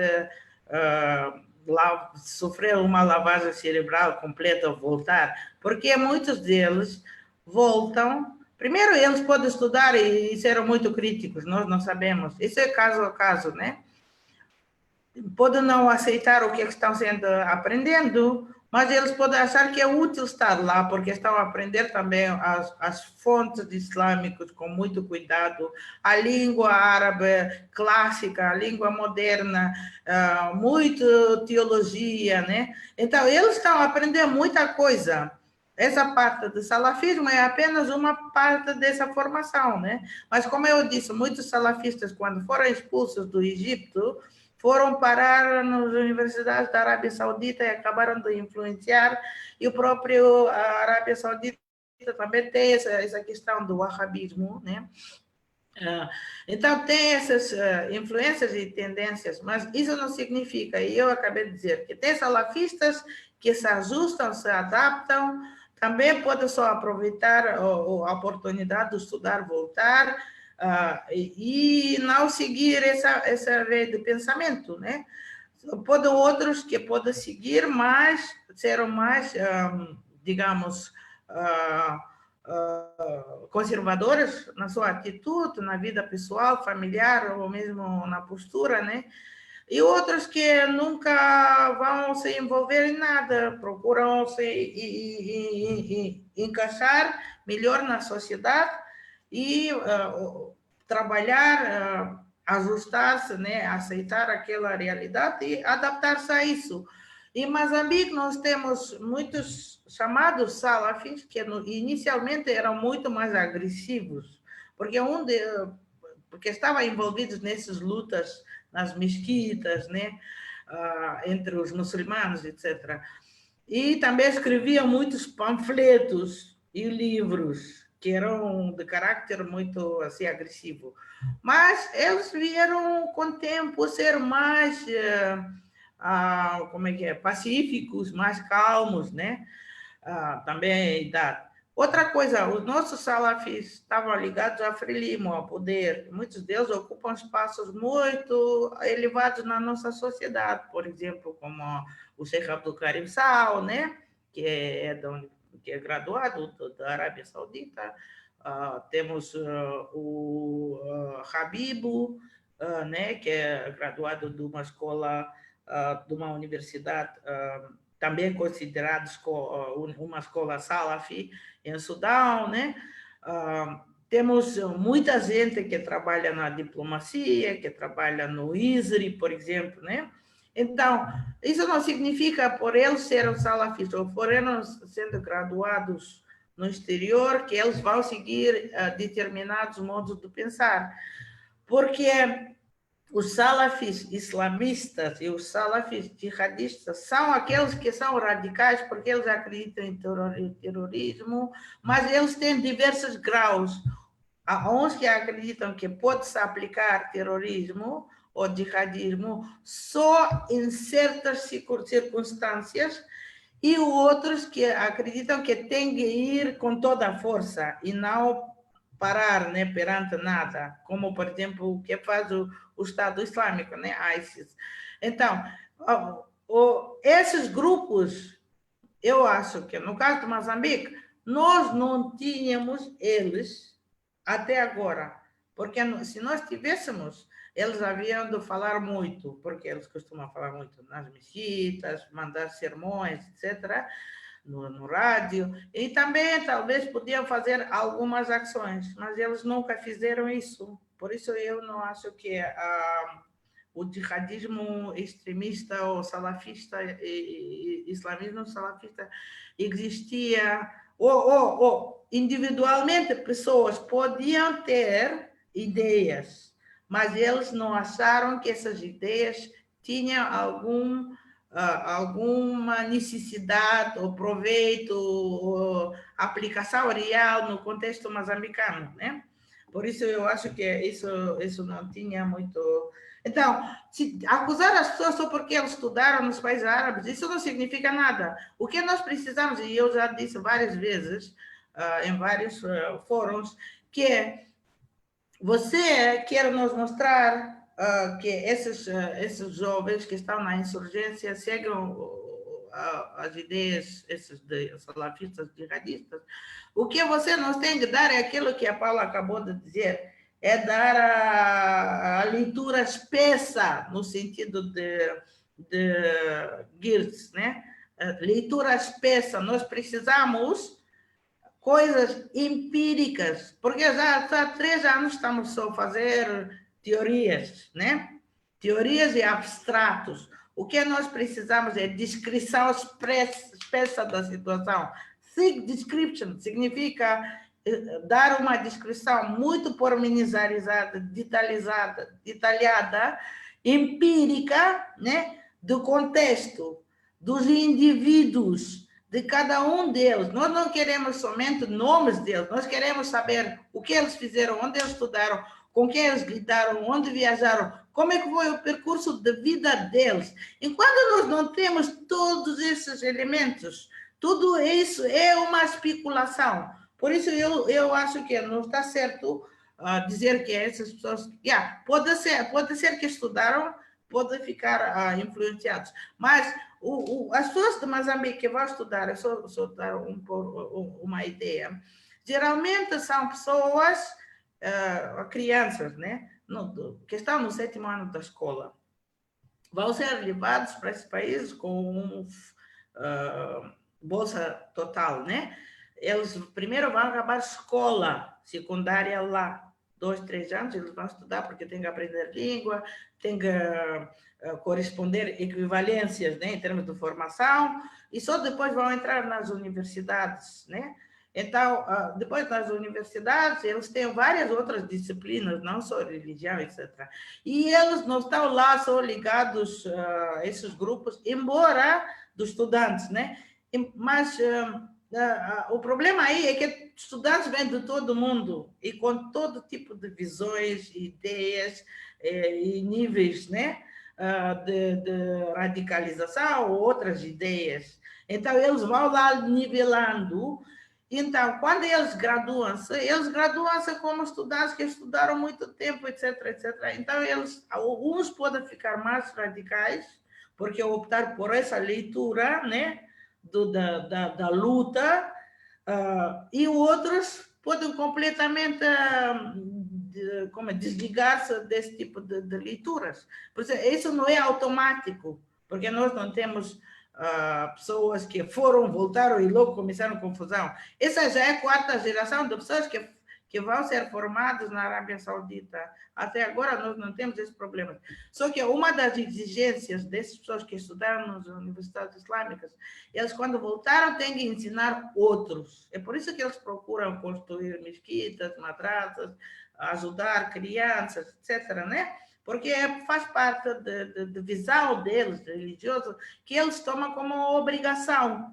Yeah? Então, as pessoas que ficaram radicalizadas podem não estudar fora, mas podem ser produtos de educação local através desses antigos sheikhs. Porque os sheikhs antigos, eles oferecem uma gama de leituras, né? Do contexto, de história e de próprios livros. Então, o aluno pode ir por várias maneiras ou por várias vias, né? Por isso nós não podemos. Por isso eu estou a dizer, dão-nos dados empíricos primeiro. Nós precisamos de empiricismo. Isso que está a faltar em Moçambique. Nós não precisamos mais teorias, mais abstratos. Nós precisamos dados concretos. Esse que é... Agora, a African Muslim Agency é uma das ONGs que existe em Moçambique. Ela é salafista, sim. Ela sempre foi considerada salafista, né, do Kuwait. Ela é conhecida mundialmente como salafista. Mas ela também tem uma vertente de desenvolvimento. Por exemplo, ela dá dinheiro para viúvos, para cursos de formação, para abertura de poços, para plantação de árvores, muitos outros projetos sociais.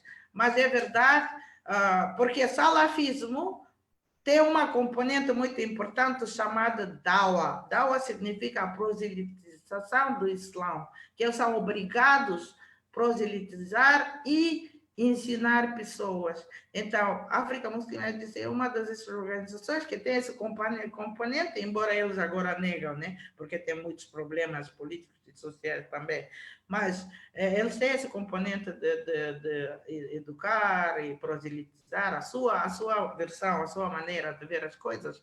Mas eles construíram escolas, construíram madraças, mesquitas, fizeram outros trabalhos também. Por isso, se as coisas foram simples de responder, né? E fossem lineares, seria muito mais fácil. O problema é que estamos 3 anos perante essa insurgência e até agora não podemos indicar quem o que faz, vamos pegar isso, aquilo e até agora. Por isso eu acho que a África Muslim tem seus problemas, mas não pode ser também identificado como um único que influenciou, ou culpado também. E eu falo todo de jihad é local, porque logo a partida eu disse, logo no início, quando eu falei de Talal Assad e outros estudiosos, que eles disseram que as relações do poder, né? O trabalho como maneiras de trabalhar e viver, emprego, né? Relações sociais, relações do poder, e o contexto histórico fazem parte dessa toda dessa toda, como é que é, interpretação, entendimento do que o que é o Islã. Porque Islã não é uma teologia, uma coisa ligada só ao Corão, ela é relação, né, de desigualdades, né, relações do poder. Por isso, quando as pessoas estão a tentar ligar o jihad do Moçambique para o Estado Islâmico, né? Eu diria assim, Estado Islâmico existe e há pessoas que simpatizam e partilham essa ideologia, mas o Estado Islâmico é criticado por muitos outros muçulmanos normais, mas também por muçulmanos que são jihadistas. Portanto, mesmo os jihadistas não partilham a visão do Estado Islâmico. Por isso, não podemos esperar que o moçambicano que simpatiza ao Estado Islâmico seja um número muito significativo. O Estado Islâmico veio, ou enquadrou-se, né, na insurgência somente em 2019, né? Porque o Estado Islâmico viu a oportunidade. O Estado Islâmico sempre faz isso. Basta ver a oportunidade que os muçulmanos estão sendo preteridos, maltratados, ou estão numa guerra, eles vão se inserir e vão tentar tirar proveito político para eles próprios, proveito propagandístico também, para expandir a sua influência, o seu poder. Mas o que aconteceu em Moçambique? Nós temos que considerar o contexto moçambicano em primeiro lugar, né? Só depois nós podemos falar do Estado Islâmico, porque o Estado Islâmico não é o único movimento salafista, o único movimento contestatório islâmico no mundo, né? Mas eles se aproveitaram. Agora, pode ser que os insurgentes também aproveitaram-se do Estado Islâmico, porque eles estão a pensar que isso é um movimento muito mais agressivo, mais militarizado e muito, neste momento, muito mais ameaçador para inimigos deles, né? Então, associar-se ao Estado Islâmico significa projetar uma imagem de força, né? Mas isso não significa que eles completamente partilham as visões do Estado Islâmico. Não significa. E mesmo se eles partilhassem, isso vai ser uma minoria. Mas o que acontece nesse desenvolvimento em 3 anos de insurgência é que a insurgência está a durar há 3 anos e ela está a se expandir, ela está a ganhar alguns pontos, né? Inclusive armamentos, etc. Então, nesse contexto, simplesmente as pessoas estão a tentar automaticamente ligar uma coisa com outra, tá? Para explicar por que isso está a acontecer. Mas eu diria que, como eu disse, se tem jihad ou qualquer luta ou revolta popular, é porque tem alguma coisa que está a provocar essa revolta popular. Se os líderes são considerados neste momento fortes, né? Porque eles fizeram tudo aquilo em 3 anos, né? Então, há pessoas que vão alinhar atrás deles, não é porque eles compartilham a visão, mas porque eles se sentem magoados, porque eles se sentem maltratados, eles se sentem injustiçados, né? E não é todos são muçulmanos, porque alguns podem se converter por convicção, mas também por, quer dizer, utilidade, né? Naquele momento. Mas outros nem são muçulmanos, eles vão estar lá porque tem um líder forte que vai ameaçar o inimigo, que é inimigo comum.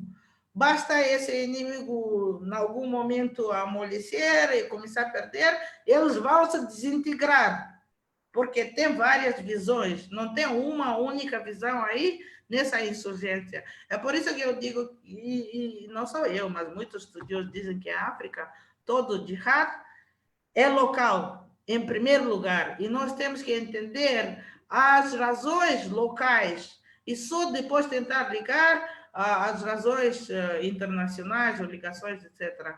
Mas o jihad ou qualquer revolta popular tem bases internas, tem bases locais, e nós temos que entender isso em primeiro lugar. Muito obrigado, professora Eliezer Bonat. Mais questões? Tem uma questão de um senhor chamado Lorenzo, presumo que seja Lorenzo Macanho. Ele diz: boa tarde, gostava de cumprimentar a professora Bonatti. Conversamos com ela em 2000, em uma das minhas viagens a Moçambique, e ela foi muito gentil. A minha questão é: poderia falar um pouco mais sobre as diferenças entre salafismo e wahhabismo? Hoje, em Moçambique, os representantes do Islamo aceitariam ser enquadrados com essa nomeação de salafismo? Essa é uma categoria nativa ou uma categoria analítica? Parece-me que a noção, tanto entre parênteses, política, não apenas religiosa, de salafismo, vem de um contexto sociopolítico proveniente, sobretudo, das disputas anticoloniais do Egito. Muito obrigado. Essa é a questão dele. Então, passa a palavra à professora Bonatti. Sim, muito obrigado, professor Lourenço, e cumprimento e agradeço. Mas, em relação a essas denominações, eu disse na minha apresentação, não são denominações que eu atribuí a essas pessoas, né? São denominações quando você vai fazer trabalho de campo, vai conversar com pessoas e pessoas vão dizer esse aí, o Wahhabi, esse aí, Salafi, etc., né? Agora, como eu disse, a diferença entre Salafi e Wahhabi é o contexto, porque o Wahhabi é aquela ideologia que serviu de base para a criação do reino de Saúde no início do século XX, que emergiu a partir de conquistas locais, né, dessa família, desse clã, mas também por apoio de colonialistas europeus, né? Agora, o Wahhabi, a ideologia, e eu aqui citei o manifesto dele, que ele escreveu no século XVIII, né? Tem muitos pontos que foram mais tarde adoptados aqueles que nós chamamos de salafistas. Agora, salafismo surgiu a partir de Muhammad Abduh, que era um grande pensador, até mufti de Al-Azhar do Egito, que viveu no fim do século XIX e início do século XX. Que ele confrontou o colonialismo europeu. E a questão que ele colocou era: por que os muçulmanos perderam? O que podem fazer para ganhar as suas posições? Como lidar com o colonialismo europeu? E ele se engajou em várias discussões, até com intelectuais e políticos europeus, que ele escrevia cartas, frequentava salões, etc. Mas ele tentou enquadrar, né, ou justificar o Islã no mundo moderno, argumentando que o Islã aceitava a ciência, aceitava a modernidade, aceitava o Estado, né, sobretudo a democracia, etc. Então, os seus seguidores, que caíram em dois campos, uns ficaram modernistas islâmicos, né, que interpretavam o Islã, mas no contexto de Estado-nação e laicismo, como sobreviver nesse contexto, mantendo essa identidade, e outros que foram aquilo que nós chamamos de campo salafi. Portanto, o campo salafi não é, neste momento, embora começasse com Abduh e depois Hassan al-Banna e mais tarde o Qutb, alguns deles vieram de Síria, Líbano, etc., etc., né? O que eu quero dizer é que neste momento, e a partir dos meados do século XX, a ideia já se expandiu em todo o mundo. Por isso, eu não acho que isso está somente reduzido ao Egito neste momento, porque nós temos muitos salafis a viver na Europa, por exemplo, ou nos Estados Unidos, ou na Austrália, claro, em África também, né, como vimos aqui. Mas eu estava a dizer que eu estava a usar os conceitos que foram feitos por pessoas locais. Não, agora, eu tenho que dizer uma coisa, que eu analisei os livros que Amiduddin Muhammad escreveu, né? E uma dessas análises eu publiquei num artigo, e onde eu mostrei que ele, de facto, segue alguma ideologia wahhabita e alguma ideologia salafita.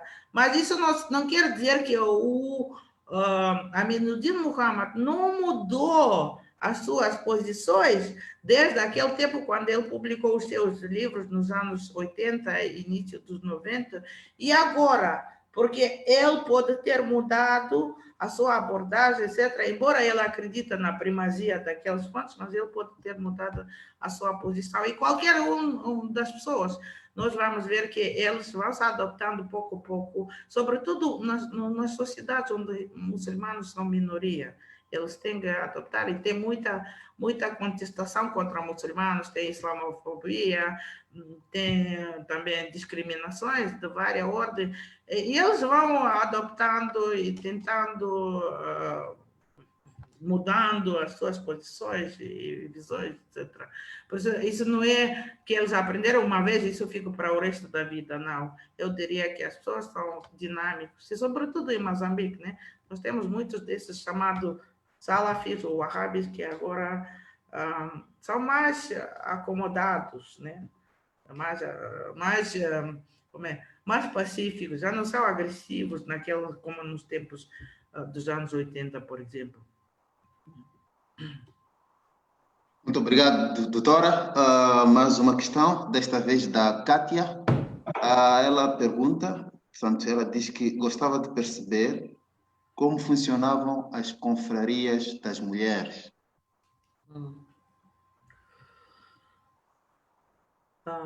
Ok. Quer que eu responda?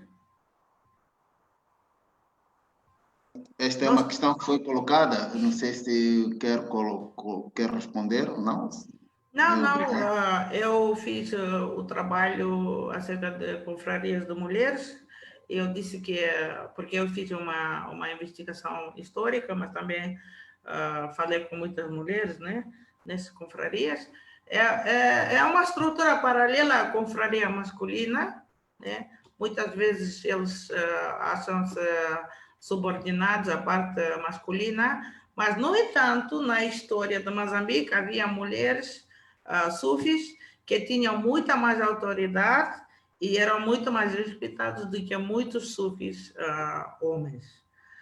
Portanto, é uma estrutura paralela à estrutura masculina, tem a mesma hierarquia e as mesmas práticas, mas tem algumas questões relacionadas com as mulheres, né? Que eles também destacam. Mas eu diria, no geral, eles são paralelos. Paralelos, embora considerem-se subordinados, mas são muitas mulheres que eram muito mais importantes ou considerados com mais reputação e respeito do que o homem sufis na história do Moçambique também. Muito obrigado, doutora. Mais questões, desta vez, vêm do Facebook, que estamos a transmitir também em Facebook Live, do senhor Carmelo Pontes. Ele diz: doutora Bonatti, por que o Estado moçambicano, na primeira década, não estou a ver, mas na primeira década, com as mudanças ocorridas no mundo, depois de 11 de setembro, não adotou medidas administrativas e securitárias para efetivo combate ao terrorismo? Porque somente com a descoberta e consequente exploração de hidrocarbonetos na bacia do Rovuma, o radicalismo tomou forma e passou-se a materialização de uma agenda de ataques terroristas. Que nexo de casualidade pode se estabelecer entre terrorismo e recursos em Cabo Delgado? E termina agradecendo, parabenizando a doutora pela sua comunicação. Muito obrigada, mas eu acho que o governo, o que é que fez depois do 11 de setembro? O Estado americano pediu apoio aos Estados africanos.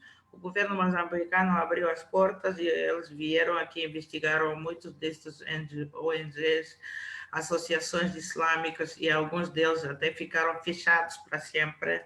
São aqueles que eu, por exemplo, fazia a investigação antes e fazia consultas e entrevistas, de repente eles foram proibidos funcionar em Moçambique. Por isso não é certo a dizer que o governo moçambicano não fez nada, fez sim, mas, como eu disse, nós nunca tivemos esses jihadistas, né, terroristas como tal, na nossa história, embora em 2010 havia esses rumores que havia, pronto, campos de treino em Tete, em Nampula, mas tudo isso foi desmentido.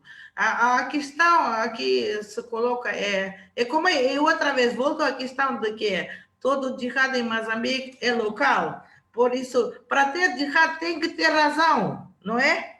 E eu acho que eu não sei se de facto o que esses jovens fizeram em Mocimbo da Praia, quando foram tentar libertar os seus colegas daquelas prisões, eu não sei se eles tinham em mente fazer um jihad, se eles tinham em mente de facto fazer uma insurgência. Pode ser que eles foram empurrados e acabaram criando uma insurgência, né? O moçambicano, um muçulmano, como qualquer muçulmano do mundo, está a par de todos os correntes que acontecem no Islã. As discussões, debates correm todos os dias. O moçambicano muçulmano escolhe o que quer fazer, né? Ao longo de todo esse tempo, quase nenhum moçambicano achou necessário criar essa insurgência ou adoptar um jihadismo ou radicalismo islamista, né? Por que esse radicalismo islamista surge a partir de 2017?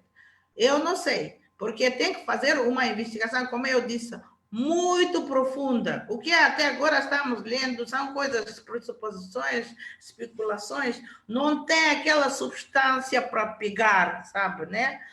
E isso nós ainda temos que fazer essa investigação toda. Mas eu diria que, em relação à insurgência própria, né? E como eu disse, essa insurgência depois foi aproveitada pelo Estado Islâmico, né, em 2019. Mas em relação à insurgência própria, eu diria que ela tem essas outras bases sociais, econômicas, por causa do neoliberalismo, porque a terra, por exemplo, de acordo com a lei da terra de 1994, era dividida em terras do Estado ou propriedade privada, mas a maioria das terras era gerida pela direito costumeiro, né? Então, essas terras foram levadas para essas grandes construções, não foram compensados propriamente, pessoas que mudaram, não foram mudados nos sítios que eles queriam.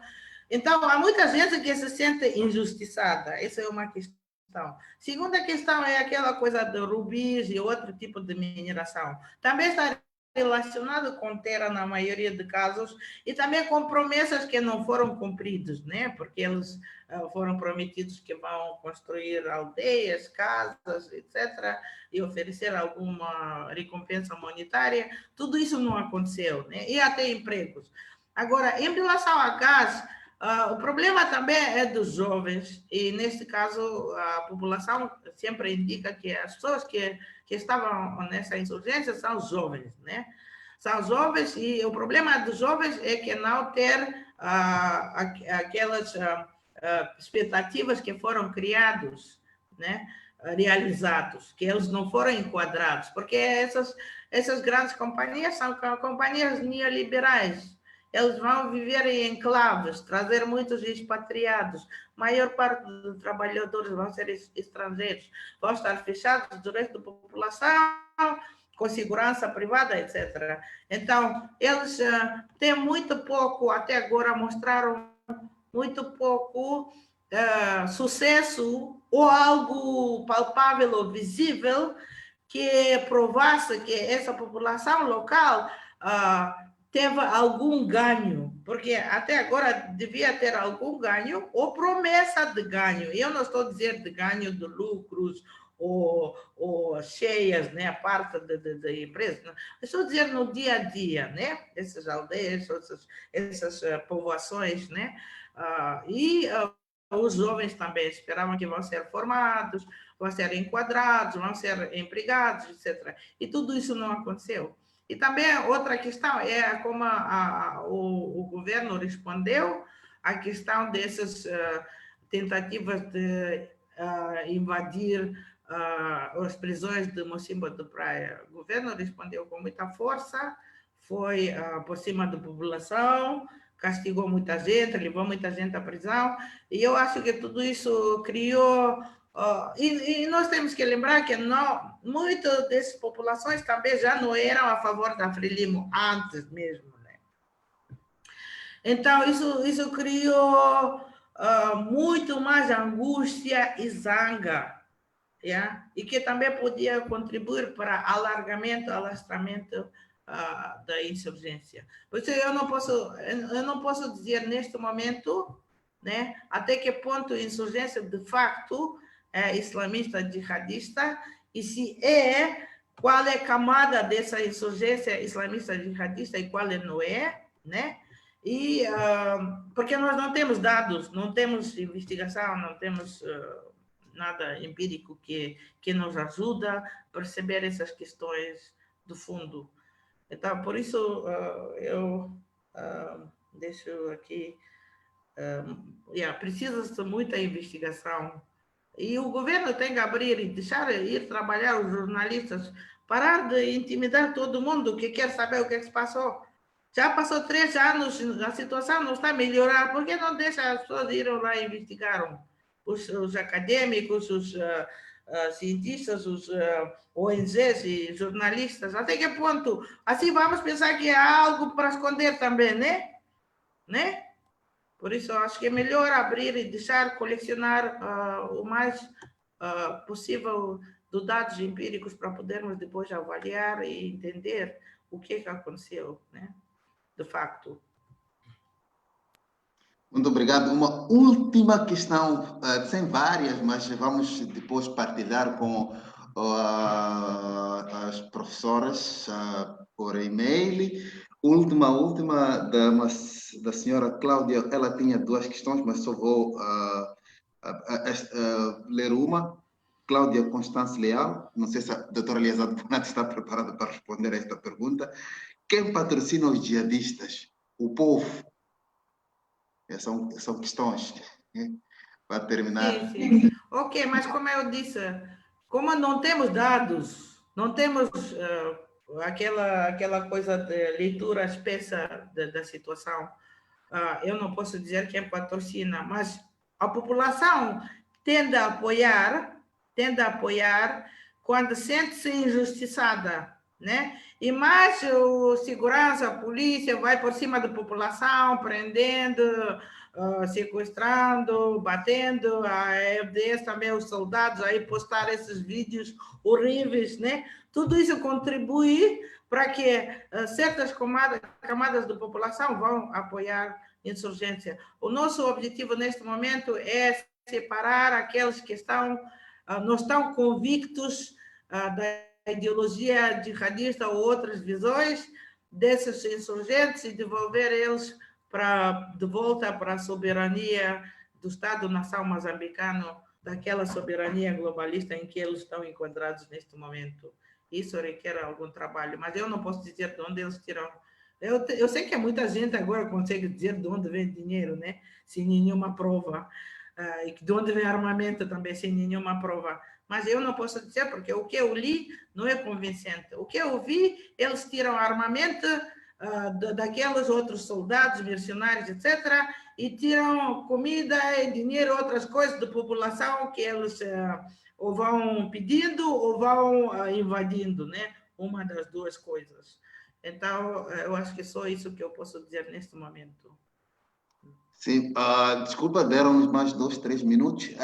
Só para mesmo terminar, ainda Cláudia Constance, ela diz,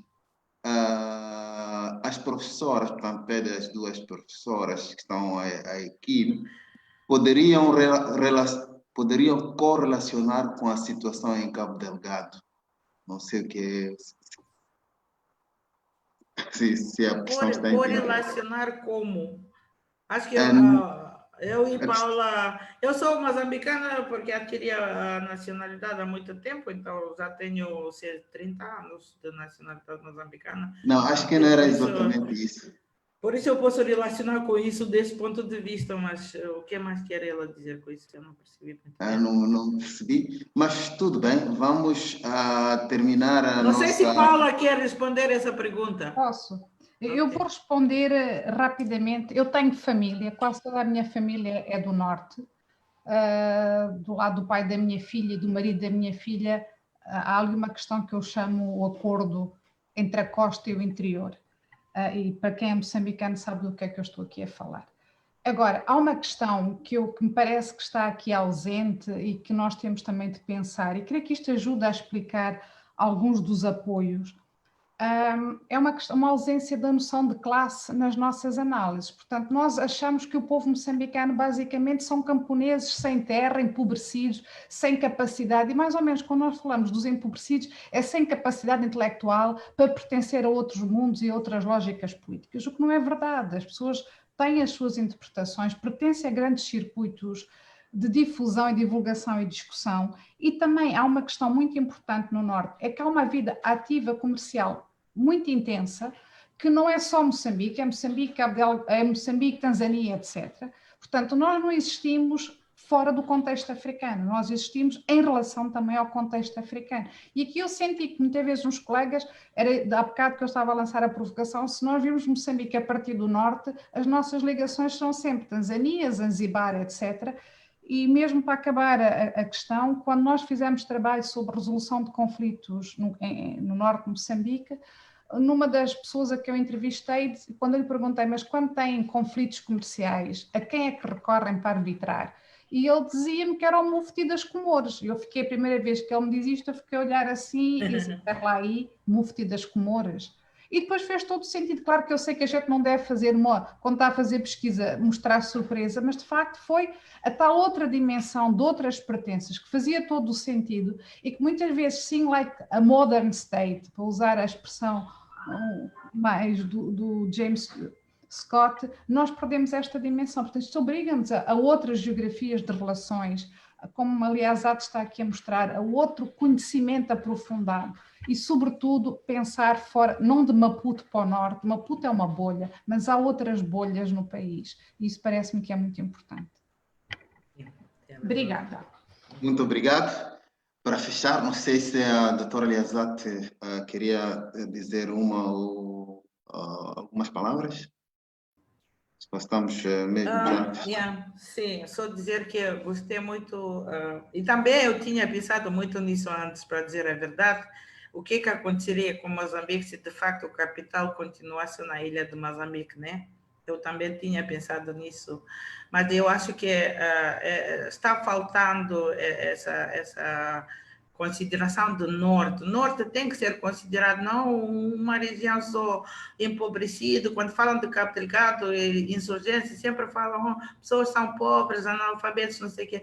Mas elas têm outras dimensões de identidade, de conhecimentos, de ligações. E como a Paula dizia, eu publiquei muitos até artigos acerca disso, de escrita árabe em línguas locais.